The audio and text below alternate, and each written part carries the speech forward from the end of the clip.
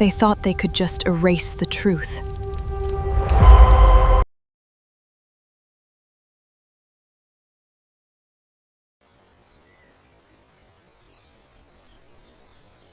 In the summer of 1962, in a corner of South Texas, the maps called Hidalgo County, there was a man named Rodrigo Vega who rose before the sun to speak to his land. Not because the land could hear him.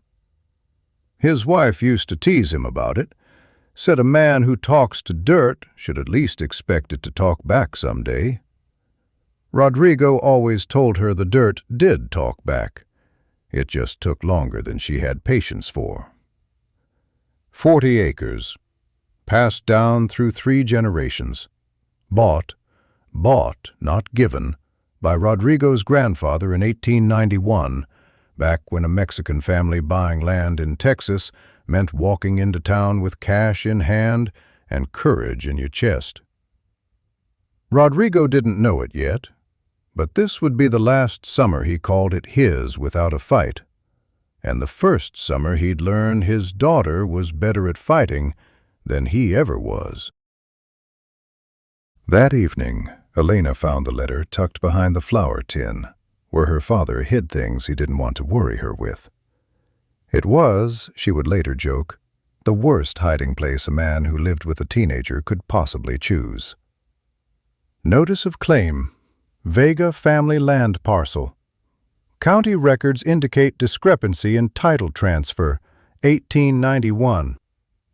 Papa, what is this? It's nothing, mija. Old men in offices, they like to make trouble for people who can't afford lawyers. Papa, you've been folding that letter and unfolding it for a week. Paper doesn't crease like that from nothing. Elena had learned to read faces before she'd learned to read words. And she'd learned something else watching her father all her life. A man who says, "It's nothing," with that much care in his voice, is a man asking you not to worry, which is usually the surest sign that you should. 2 counties over, a man named Holloway had built a career on a simple discovery. Old land, bought by poor families in another century, often had gaps. Missing signatures, faded ink, clerical errors nobody thought to fix because nobody thought anyone would come looking. Holloway did not think of himself as a thief. That's important to understand about men like him. They rarely do. He thought of himself as efficient. He collected antique clocks, went to church every Sunday, and once cried, genuinely, at his daughter's piano recital. He was not a monster in a suit. He was something more common and harder to spot. A man who had simply decided, a long time ago, that other people's losses were just the cost of his own good luck. He called it title correction. The Vega parcel was next on his list. He did not yet know that Elena Vega could read faster than any lawyer in that courthouse. He also did not know she'd already noticed something about his paperwork that even he hadn't caught.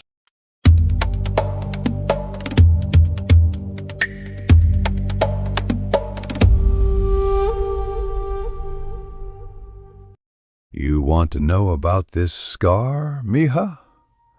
Rodrigo turned his hand over in the dying light. I was 7 years old, younger than you were when your mother passed. My father, your abuelo, he woke me one night, told me to help him move the fence. Move it back, he said, because a man from the bank had moved it forward 3 feet while we slept. I cut my hand on the wire. Barbed wire, still new then, still sharp. I never forgot the sound it made against the post, like the land itself was groaning. They didn't take it that time. Your abuelo made sure of that. But it cost him something, mija. It always costs something. What did it cost him, Papa? His trust that the law would ever be fair to a man like him. I didn't want to pass that down to you. A father wants to protect his children from his own scars, not hand them over like inheritance. But I think you need this one more than I ever did. What, Appa? I already knew you had a temper. I've seen you argue with a mule for 20 minutes. That mule was wrong. It was the first time either of them had laughed in 3 days. It would not be the last time laughter showed up exactly when the story needed air.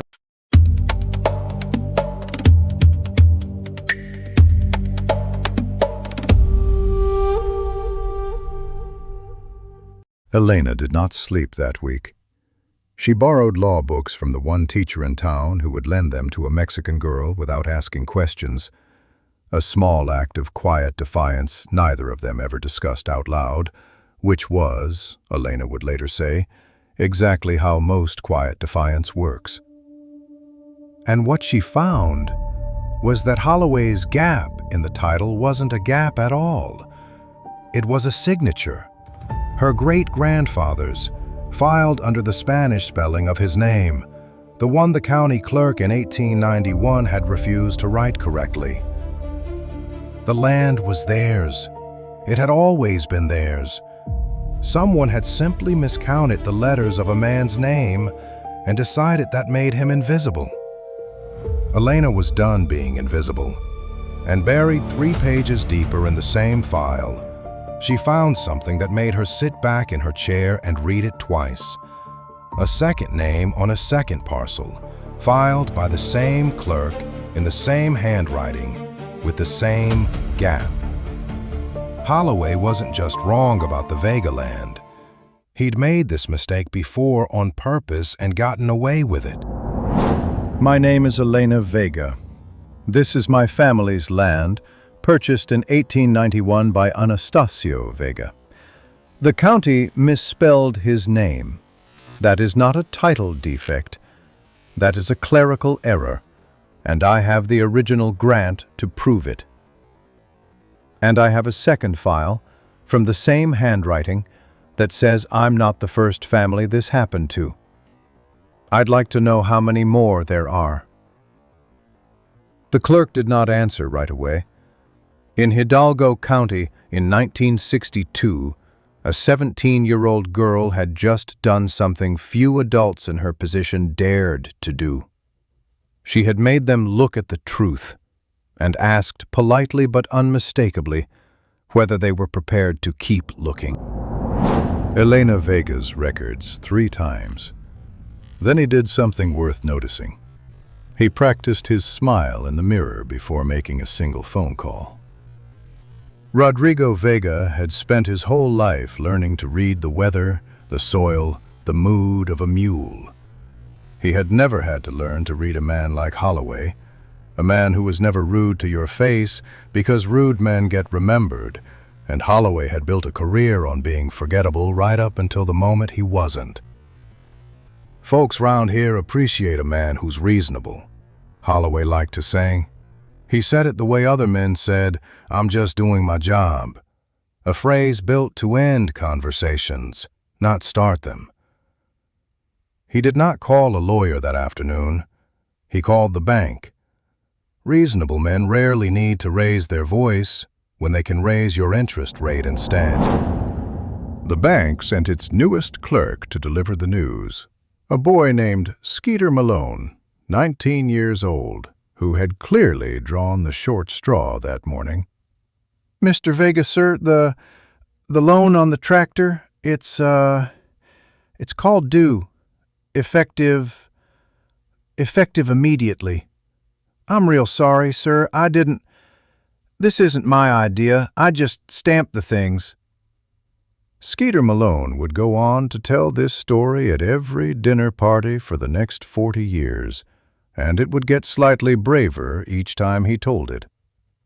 Rodrigo didn't raise his voice. He never did. "Son," he said, "you tell Mr. Holloway I said something for me. Tell him a man who's afraid to call in a debt himself is a man who already knows it's wrong." Skeeter wrote that down, word for word, not because the bank asked him to.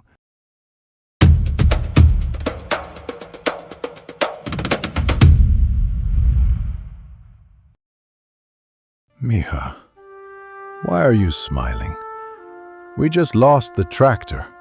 We haven't lost anything yet, Papa. Holloway just made his first mistake. "Which was?" He showed us how he fights. Now we know. A man who only knows one move isn't dangerous, Papa. He's just loud.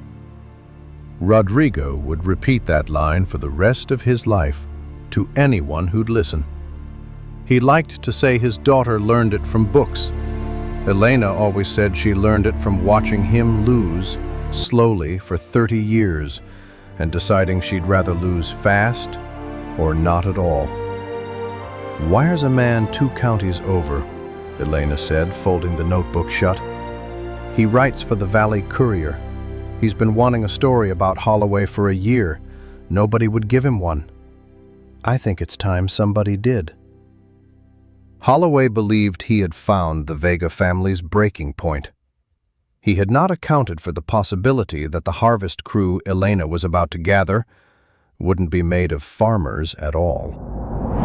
Elena walked to every farmhouse she knew. The Reyes family, the Ibarras, old Mr. Chapa, who had known her grandfather. Not everyone said yes right away. Mr. Calloway, 3 farms over, no relation to Holloway, though he'd spent 30 years quietly enjoying the confusion, told her flat out he didn't want trouble with county men. "I'm not asking you to make trouble, Mr. Calloway. I'm asking you to remember what you saw." "I didn't see anything." "You saw the bank truck at our place Tuesday. You told my father so yourself, over the fence, not 20 minutes after it left." Mr. Calloway did not answer that day. Some people need to be asked once with love and once with the plain truth laid next to their own words. Elena had learned which one to use and when. By dawn on Saturday, the Vega field was not empty. It was full. 12 families. And one young man with a notepad and a camera that jammed every 3rd photograph. His name was Danny Ruiz, and he'd been writing obituaries and church bake sale notices for the Valley Courier for 2 years, waiting for a real story. He photographed the harvest crew for 45 minutes before he worked up the nerve to ask Rodrigo a single question. "Mr. Vega, sir, would you say this is a community effort?" "Son, I'd say it's Tuesday. Communities don't announce themselves. They just show up." Danny wrote that down, too. It would end up as his headline. What Danny didn't know yet, what nobody in that field knew yet, was that Holloway had a cousin on the county planning board, and that cousin had already heard a reporter was asking questions. That night, under borrowed lanterns and shared bread, Rodrigo understood something his own father had tried to tell him decades ago. "Land is not only defended with deeds and signatures," he told Elena. "It is defended with people willing to be seen standing on it beside you. Holloway is counting on us being quiet. Being seen is the one thing he can't buy." At the edge of the property, a car sat with its headlights off, engine running. Nobody at the table noticed it. Danny Ruiz did. He didn't say anything. He just made sure his notebook was in his coat pocket, not his car, when he left that night. Holloway's final move came on a Monday. An emergency injunction claiming the Vega family had obstructed lawful title correction by rallying the community against county process. It was not a strong claim. It did not need to be. It only needed to survive long enough to scare a family with no lawyer. It was, "Fight this in court, Mr. Vega. Take your time. Courts move slow for folks who can't afford to make them fast." It was, Elena would later say, the most honest thing Holloway ever told them, and the last mistake he made in this story. "My family has waited 71 years for this county to spell our name right. We can wait as long as it takes for this county to admit it was wrong." Danny Ruiz's camera jammed twice during this exact moment. He would spend the rest of his career telling people it was the one photograph he most regretted missing, and the one story he'd never regret writing.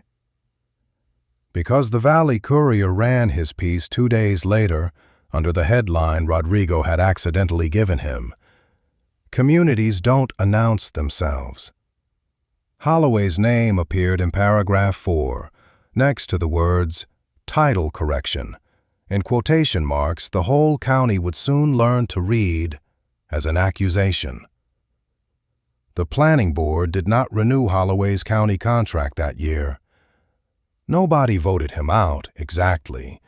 He simply stopped being useful to men who valued being called reasonable more than they valued being caught. The judge did not take long.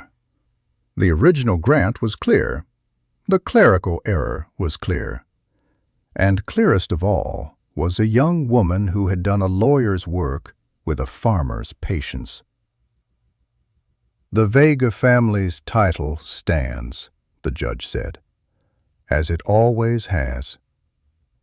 Rodrigo would say, years later, that the land was never really won in that courtroom.